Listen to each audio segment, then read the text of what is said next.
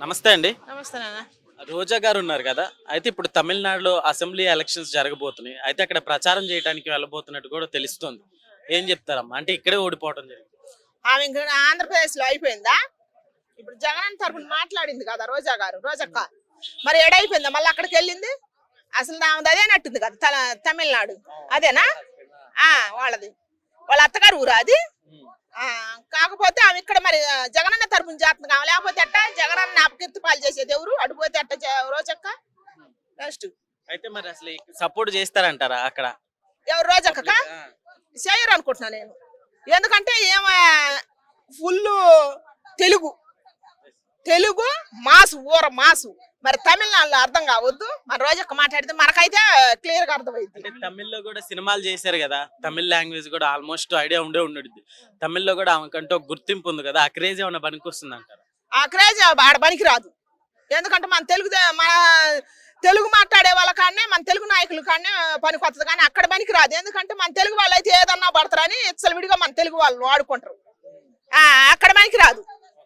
ఎందుకంటే రోజక్క అక్కడ పోయినా రోజక్క పప్పులు అసలు కొడకో మళ్ళా రావాల్సింది మన ఆంధ్రప్రదేశ్. ఇక్కడ ఆంధ్రప్రదేశ్‌లో ఆల్మోస్ట్ ఇక నగరంలో ఆమె పని అయిపోయింది అంటున్నారు కదా! నెక్స్ట్ అసలుకి ఆమెకి రాజకీయం ఉంటుందంటారా? ఆమెకా మళ్ళా జగనన్న వస్తే ఉంటది. జగనన్న రాకపోతే ఉండదు ఆమెకి. ఆ సినిమాలలో ఏమన్నా చేస్తే ట్రై చేస్తే ఆమెకు మంచి మంచి క్యారెక్టర్లు పడతాయి కానీ ఇంకా రాజకీయంగా ఆమెకు లేదనుకుంటున్నా. ఎందుకంటే ఆమె నోరే ఆమె చేతులారు జడగొట్టుకుంది. ఆమె అడ్డగోలుగా మాట్లాడి ఇప్పుడు ఆమె నగర్లో పరిపాలన చేసినదన్న ఆమె పేద ప్రజలకు ఏం పరిపాలన చేసిందా?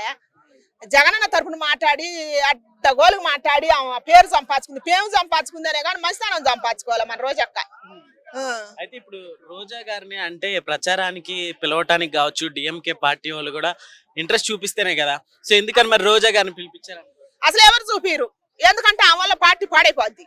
ఎందుకంటే ఆమె నోటికి ఏదొస్తే అదే మాట్లాడుద్ది. ఆమె ప్రజలను ఉద్దేశించి మాట్లాడాలి. మన రోజక్క ఏది మాట్లాడినా కూడా ప్రజలలో తిరిగి పేద ప్రజలకు ఏం కావాలన్నా అసలుకి అని ఆ లెక్కలో మాట్లాడితే బాగుంటుంది. కానీ అట్ట మాట్లాడదాం ఏ పార్టీలో ఉండా ఆ పార్టీ నాయకుడిని దృష్టిలో పెట్టుకొని ఆమెకి ఎంత పెద్ద పదవి ఎత్తడా నాకు ఎంత వద్దా అని అది దృష్టిలో పెట్టుకొని చేద్దాం.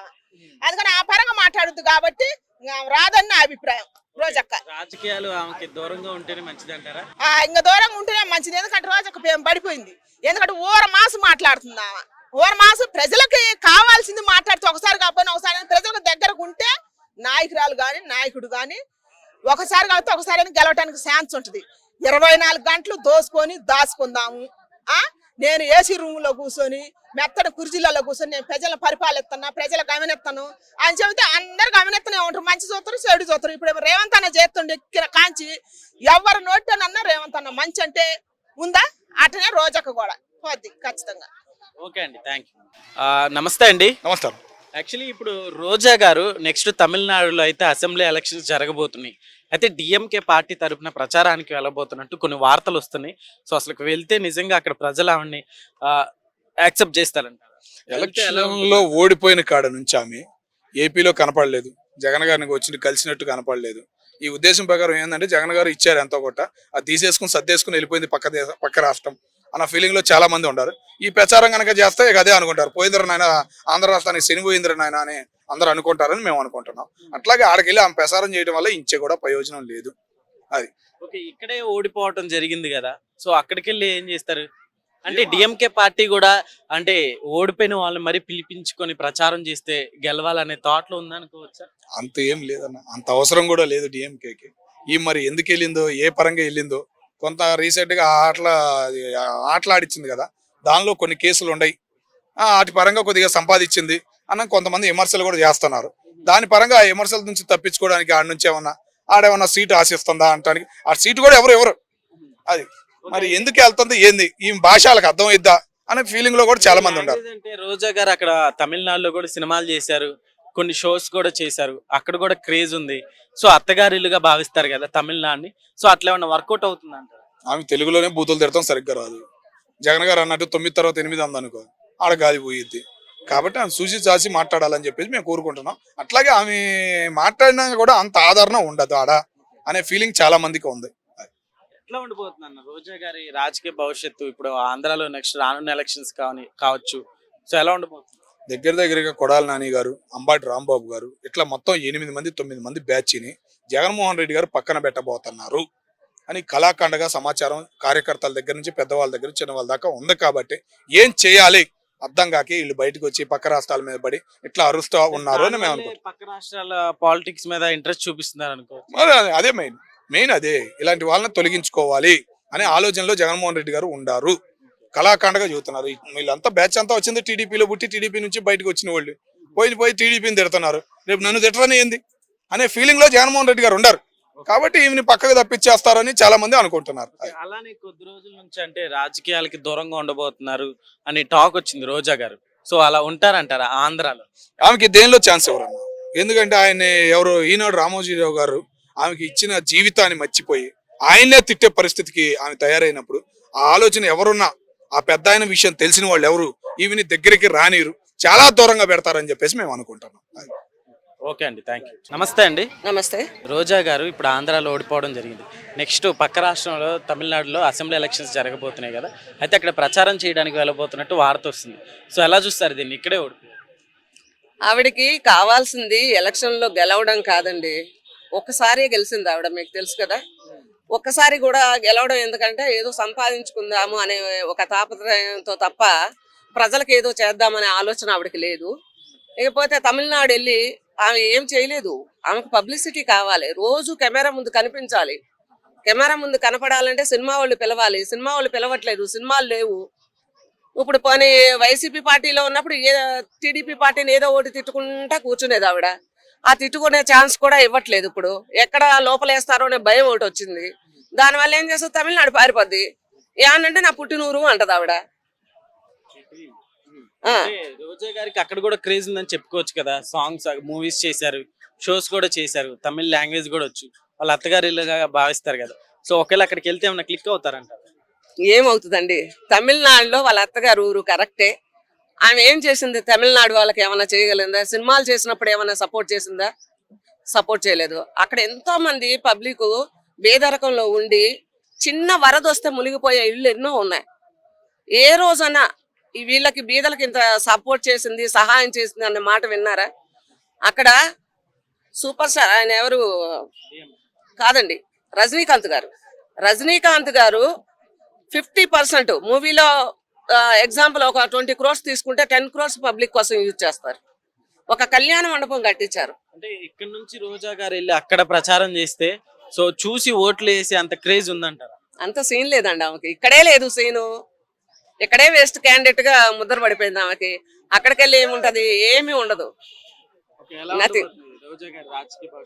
ఇంకా లేదండి, అయిపోయింది. జీరో.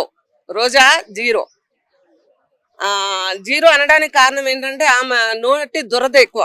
ఆ నోటి దురద తగ్గించుకోక ప్రజలు అందరూ చీకొడుతున్నారు తప్ప ఆమెను అభిమానించే వాళ్ళు లేరు. మళ్ళీ అభిమానిస్తారనేది కూడా లేదు. ఎందుకంటే ఆమె రాజకీయం పరంగా ఎవరికి సహాయపడింది లేదు, ఏ ఒక్క మంచి పని చేసింది లేదు. అందరినీ పద్ధతిగా ఉన్న వాళ్ళు కూడా పద్ధతి తప్పి మాట్లాడడం, అసభ్యకర పదజాలం వాడడం, అది తప్ప ఆమెకు తెలిసింది ఏమీ లేదు. ఆమె రాజకీయంలో జీరో, హీరోయిన్ గా జీరో. ఎందుకంటే ఒకప్పుడు హీరోయిన్ గా టాపే, కానీ ఇప్పుడు హీరోయిన్ గా కూడా పనికిరాదు, రాజకీయంలో కూడా పనికిరాదు, అసలు మాట్లాడడానికే పనికిరాదు. చంద్రబాబు గారిని జైల్లో పెట్టినప్పుడు మందు కాల్పులు చేసింది ఆవిడ, ఎంజాయ్ చేసింది దీపావళి పండగలాగా.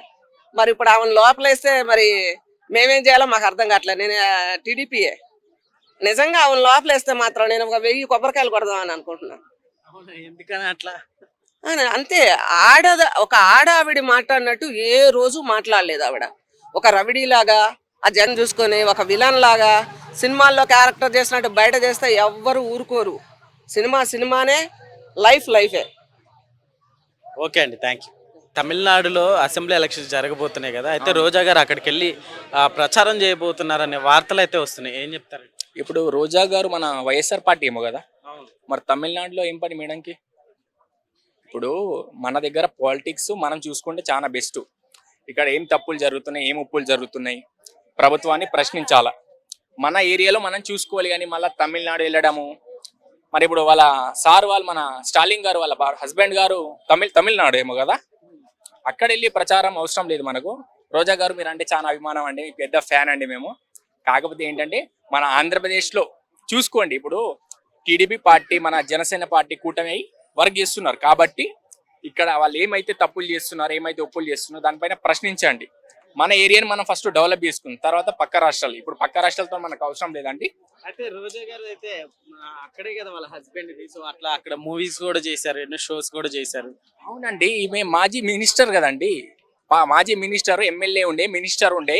ఇప్పుడు ఆమెకి ఇక్కడ ఏమన్నా మాట్లాడినా ఏమన్నా ఇక్కడ పనులు జరుగుతాయి. మన తెలియని రాష్ట్రంలో వెళ్ళి అక్కడ ఏం మాట్లాడతారండి? ఇప్పుడు వాళ్ళ హస్బెండ్ వాళ్ళ ఊరు, వాళ్ళ అత్తగారు ఊరు కరెక్టే మీరు అన్నది. ఇప్పుడు మళ్ళీ కొత్తగా రాజకీయాలు అక్కడ తేవడం అనేది అంత శుభచూసికం కాదనిపిస్తుంది నాకు కూడా. మన ఆంధ్రప్రదేశ్లోనే ఏదున్నా కూడా ఆంధ్రప్రదేశ్ని డెవలప్మెంట్ చేస్తే బాగుంటుందని. అంటే ఇప్పుడు ఎలక్షన్స్ కి రోజా గారిని అక్కడికి తీసుకెళ్లి ప్రచారం చేపిస్తే అక్కడ ప్రజలు యాక్సెప్ట్ చేసి ఓట్లు వేస్తారంటారు రోజా గారిని చూసి? లేదండి, అక్కడ ప్రజలు అలానే యాక్సెప్ట్ ఏం చేయరండి. వాళ్ళు కూడా చాలా తెలివిమంతులే ఉన్నారు. కాకపోతే ఏంటంటే మేడం ఒక సెలబ్రిటీ కాబట్టి కొంచెం ఉండొచ్చు, మరి అంతగా కాకపోతే మేడంకి ఒకటే రిక్వెస్ట్ అండి, మన ఆంధ్రప్రదేశ్లోనే చేస్తే చాలా బాగుంటుందని మా యొక్క. ఓకే అండి, థ్యాంక్ యూ.